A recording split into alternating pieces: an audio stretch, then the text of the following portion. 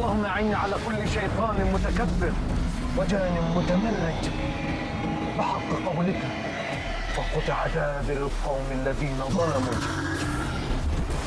صابر لما عرف إن رحاب عملت له عمل بالاتفاق مع سميح اتجنن طبعا، وعاقب رحاب بإنه حبسها في أوضتها لمدة يومين. بس لما رجع أمه قالت له إن اللي بيعمله ده غلط ولازم يتفاهم مع مراته، وكمان يصالح أخوه حسن ويبطل يقطعه. وفعلا صابر سمع كلام أمه وطلع علشان يصالح رحاب ويراضيها، بس هي رفضت وطلبت الطلاق.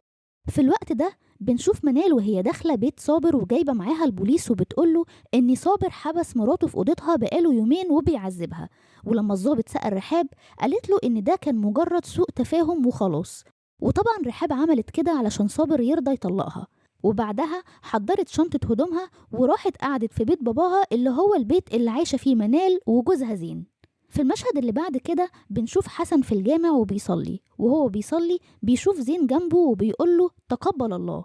فحسن طبعا بيتفزع لأنه فاهم إن زين مات وده شبح زين. بعد كده بنشوف صابر بيروح لحسن البيت وبيراضيه وبيقوله إحنا اخوات وما ينفعش نزعل من بعض أبدا.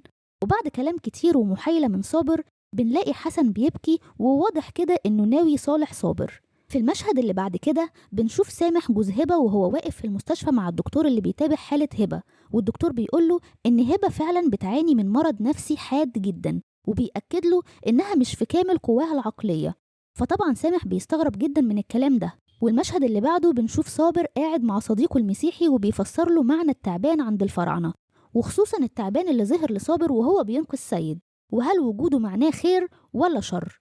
وصديقه بيقوله اسمع صابر، أنا الموكلة بأفاعي الدنيا واسمي تلميخة، ولولاي أنا لقتلنا نحن أفاعي الدنيا كل بني آدم في يوم واحد، ولكن بإذن الله وبسبب صوتي وخوفهم مني يختبئوا داخل الأرض ولا يؤذوا الناس. وبعدين بيقوله إن الأفعى اللي انت شفتها دي مأمورة بإنها ما تأذكش، وإنها ترسم لك علامات علشان تعرفك الطريق الصح اللي المفروض تمشي فيه. فصابر بيرد عليه وبيقوله يعني معنى كده إني هقدر أقفل البوابة؟ فبيسكت صديقه. فصابر بيطلع الخاتم وبيسأله عنه، فصاحبه بيندهش لما بيشوفه وبيقوله إن الخاتم ده هدية من ربنا، وإن الخاتم ده هو اللي هيساعده. وبعد كده بنشوف سامح بيكلم صابر في التليفون وبيقوله إن الدكتور بيقول إن هبة فعلا بتعاني من مرض نفسي حاد جدا. وهو بيكلمه بنلاقي موت بيكلمه وبيقوله إن الموت بيجي في أي وقت. فطبعا صابر خاف على هبة وفهم إن موت هيحاول يخليها تموت نفسها. وفي المشهد اللي بعده بنشوف هبة بتظهر لها وبتقول لها أنا مش هخليكي تتهني بالدنيا، وبتديها سكينة وتقول لها خدي السكينة دي وكفري عن ذنبك. فهبة بتقول لها أنا في وعي وعارفة إنك مش أمي. وفجأة بيظهر موت وبتختفي أمها وبيخليها تمسك السكينة فعلا وتموت نفسها. وفي نفس الوقت صابر بيحاول يدخل لهبة علشان ينقذها، وفعلا دخل، بس بعد ما كانت هبة خلاص موتت نفسها.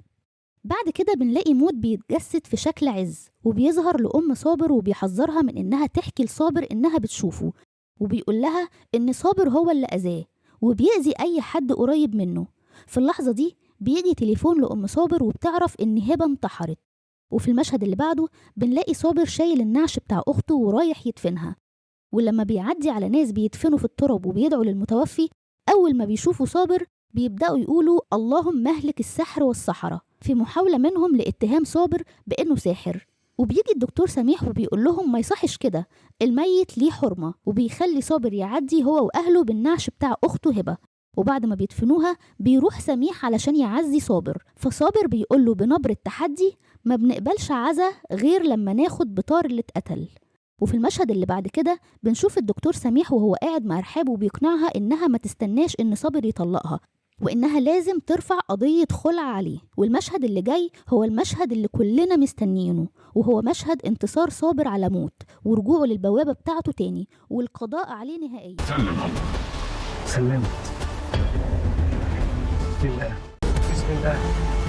اللهم يا من سخرت البحار وأجريت الأنهار. اسكت. اللهم أعني على كل شيطان متكبر وجان متمرد بحق قولك فقطع دابر القوم الذين ظلموا. وبعد كده بنشوف سيد ماشي مع أبوه، وفجأة بيسمعوا صوت انفجار وبيشوفوا نار كبيرة قوي وصوت ضحكة شيطانية، وواضح كده إنه خادم جديد من خدام سميح، وشكله جاي وناوي ينتقم لصخر والموت، وانتقامه هيكون شديد قوي. ولحد هنا خلصت حلقتنا. قولولي متخيلين مين اللي ممكن يكون جاي لصابر، وممكن صابر يعمل معاه ايه؟ لو انت اول مرة تشوف فيديوهاتي ما تنساش تعمل لايك للفيديو وسبسكرايب للقناة وتفعل الجرس، وتابع القناة علشان تعرف ايه اللي حصل للمداح. وكمان اوعدك انك هتلاقي فيديوهات كتير حلوة جوه القناة، اتمنى انها تعجبكم كلها.